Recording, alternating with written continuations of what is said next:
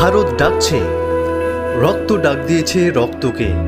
উঠে দাঁড়াও, আমাদের নষ্ট করার মতো সময় নেই। অস্ত্র তোলো, যদি ভগবান চান তাহলে আমরা শহীদের মৃত্যু বরণ করব। যদি জীবনে সংগ্রাম ঝুঁকি না থাকে তাহলে জীবনে বেঁচে থাকাটা অনেকটা ফিকে হয়ে যায়। Freedom is not given, it is taken. এই সমস্ত আগুন ঝরা বক্তব্যে উত্তাল হয়েছিল ব্রিটিশ ভারতের আকাশ বাতাস। আলোড়িত হয়েছিল সংগ্রামী মানুষের মন। তরুণ মন উদ্দীপ্ত হয়েছিল স্বাধীনতা প্রাপ্তির রঙিন আশায়। আপামর ভারতবাসী পরাধীনতার গ্লানি মুছে ফেলে নতুন ভারত গড়ার স্বপ্নে বিভোর হয়ে পড়েছিল।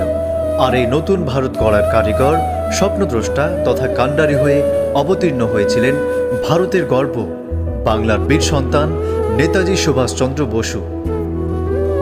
ভারতবর্ষের ইতিহাসে সবচেয়ে পট পরিবর্তনকারী অধ্যায় হচ্ছে ব্রিটিশদের শাসনকাল। ব্রিটিশ সাম্রাজ্যবাদের ধাওয়া থেকে এই প্রিয় জন্মভূমিকে মুক্ত করতে ঝরাতে হয়েছে অনেক রক্ত, পাড়ি দিতে হয়েছে হাজারো বাধার জঞ্জাল। ব্রিটিশদের কবল থেকে ভারতবর্ষকে বাঁচানোর জন্য যেসব মহান বীর সামনে থেকে নেতৃত্ব দিয়ে জীবন উৎসর্গ করেছেন, তাদের মধ্যে অন্যতম কিংবদন্তি নেতা নেতাজি সুভাষচন্দ্র বসু। অহিংসা, উদারতা কিংবা ধৈর্য নয়, বরং বল প্রয়োগের মাধ্যমেই ব্রিটিশদের এই দেশ থেকে তাড়াতে হবে, এই মন্ত্রে বিশ্বাসী ছিলেন নেতাজি। তাই তো তিনি উদাত্ত কণ্ঠে আহ্বান করলেন, give me blood, I shall give you freedom. তোমরা আমাকে রক্ত দাও, আমি তোমাদের স্বাধীনতা দেব। বিদ্রোহী মনোভাবের কারণে ব্রিটিশ সরকার তাঁকে 11 বার কারারুদ্ধ করেছিল, কিন্তু কোনো শৃঙ্খলা তার সংগ্রামী স্পৃহাকে দমিয়ে রাখতে পারেনি। এই বিপ্লবী চেতা বীর সন্তানের জন্ম হয়েছিল 1897 সালের 23শে জানুয়ারি উড়িষ্যার কটক শহরে। আইনজীবী বাবা জানকীনাথ বসু ও মা প্রভাবতী দেবীর 14 জন সন্তানের নবম ছিলেন সুভাষচন্দ্র। পড়াশোনায় ছোটবেলা থেকেই বেশ তুখুর মস্তিষ্কের অধিকারী ছিলেন সুভাষচন্দ্র। কথায় আছে, মর্নিং শোজ দ্য ডে। তাই তো ছেলেবেলায় নেহায়েত সুবোধ বালকের মতো দেখতে মনে হলেও সুভাষের বিপ্লবী মনের পরিচয় পাওয়া গিয়েছিল ছাত্র অবস্থা থেকেই। ছাত্র জীবনে তিনি পেয়েছিলেন বেণী মাধব দাসের মতো কীর্তিমান শিক্ষককে। স্কুল জীবন থেকেই স্বাধীনতার চেতনা ও মূল্যবোধের ভিত্তি গড়ে ওঠে সুভাষের ভেতরে। শুধু পাস করে ইংরেজদের অধীনে চাকরি করার বাইরেও যে একটা বিস্তর জীবন আছে তা তিনি উপলব্ধি করেছিলেন স্কুলেই। 1913 সালে তিনি কলকাতার প্রেসিডেন্সি কলেজেও ভর্তি হয়েছিলেন। প্রেসিডেন্সি কলেজের ইংরেজ অধ্যক্ষ একদিন তার ক্লাসে লেকচারে ভারতীয়দের সম্পর্কে বিরূপ মন্তব্য করে বসলেন। ক্লাসে থাকা শিক্ষার্থীদের একটা বড় অংশ ভারতীয় হয়েও কেউই প্রতিবাদ করলেন না। খুব হতাশ হলেন সুভাষচন্দ্র। অন্যদিকে প্রচণ্ড রাগ হল তার নেতৃত্বে একদল ছাত্র প্রতিবাদ করল অধ্যক্ষের এই মন্তব্যের। ইংরেজ অধ্যক্ষ ভারতীয় ছাত্রদের এরকম আচরণকে মোটেও মেনে নিতে পারলেন না, বরং দৈহিক আক্রমণের অভিযোগ তুলে সুভাষচন্দ্রকে প্রেসিডেন্সি কলেজ থেকে বহিষ্কার করলেন। প্রতিবাদী সুভাষ এবার ভর্তি হলেন কলকাতা বিশ্ববিদ্যালয়ের অধীনে স্কটিশ চার্চ কলেজে। সেখান থেকে 1918 সালে বিএ পাশ করলেন তিনি। 1919 সালের 15ই সেপ্টেম্বর, কয়েক সপ্তাহ আগে প্রথম বিশ্বযুদ্ধের ভয়াবহতা শেষ হয়েছে। তখনই ভারত ছেড়ে সুভাষ পাড়ি জমালেন ইংল্যান্ডে। এপ্রিলের 13 তারিখ ভারতে ঘটে যায় ইতিহাসের অন্যতম নৃশংস এক হত্যাকাণ্ড। ব্রিটিশ সেনারা পাঞ্জাবের জালিয়ানওয়ালাবাগে চালায় এক নারকীয় হত্যাকাণ্ড। ক্ষোভে ফুঁসে ওঠে সারা ভারতবর্ষ।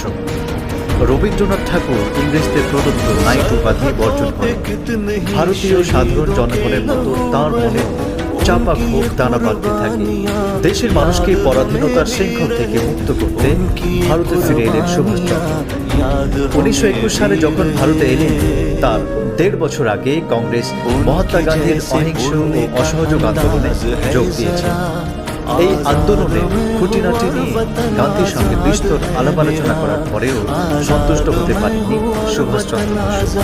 এর পরপরই যখন চৌরিচৌরার ঘটনায় গান্ধী তার অসহযোগ আন্দোলন প্রত্যাহার করে নিলেন, তখন কংগ্রেস ও গান্ধীর উপর হতাশ হয়ে পড়লেন সুভাষচন্দ্র বসু।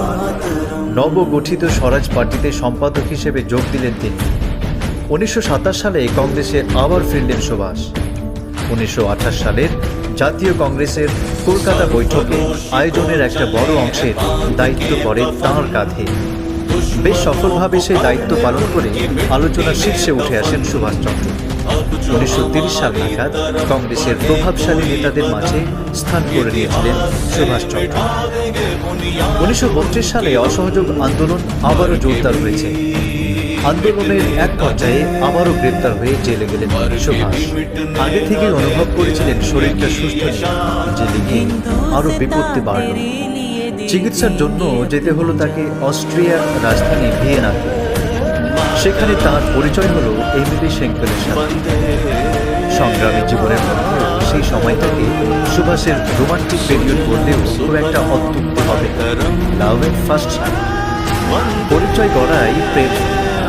নিমেষেই একে অপরের মন বিনিময় হয়ে যায়। বিনিময় হয় অসংখ্য চিঠি। 1937 সালের 26শে ডিসেম্বর আমাদের বিয়ে হয়ে যায়। 1942 সালে তাঁদের কন্যা সন্তান অনিতা বসুর জন্ম হয়। কিন্তু মাত্র কয়েক বছরের বেশি তাঁদের এই ভালোবাসার জীবন স্থায়ী হয়নি। তিনি যে স্বাধীনতা সংগ্রামী, তার ঘরে বসে থাকলে চলবে কি করে? আবারও ঝাঁপিয়ে পড়লেন আন্দোলনে। অন্যদিকে গান্ধীজি যেখানে অহিংস আন্দোলনের রাস্তা বেছে নেওয়ার কথা বলছেন, সেখানে সুভাষের দর্শন ছিল অস্ত্রের জবাব দিতে হবে অস্ত্রের মাধ্যমেই। মহাত্মা গান্ধী সহ অন্যান্য কংগ্রেস নেতাদের সঙ্গে তার মতবিরোধের কারণে তিনি কংগ্রেস ত্যাগ করে ফরওয়ার্ড ব্লক গঠন করেন।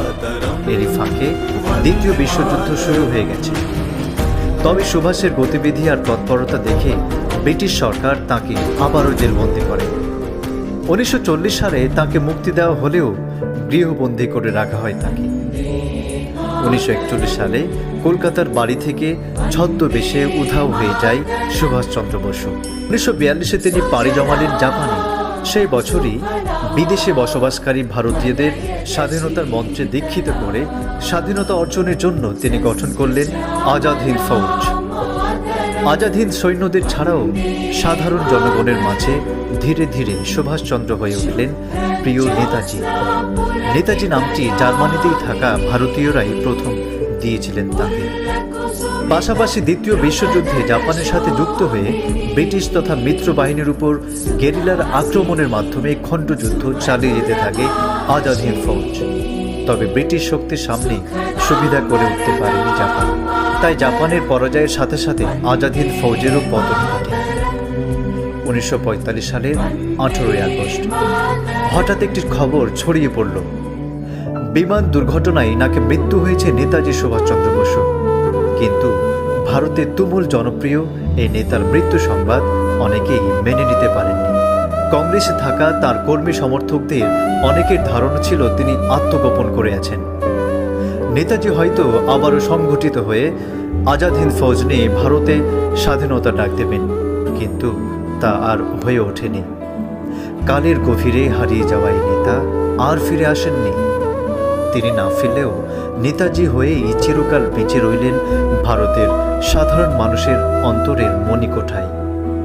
যুগে যুগে বিপ্লবীদের প্রেরণা হয়ে তাই আজও বেঁচে আছেন নেতাজি সুভাষচন্দ্র বসু। আমার এই ছোট্ট প্রয়াস আপনাদের কেমন লেগেছে কমেন্টের মাধ্যমে জানান। ভিডিওটি ভালো লাগলে অবশ্যই একটি লাইক করুন এবং বন্ধুদের সঙ্গে বেশি বেশি শেয়ার করুন। Thank you so much for watching my video.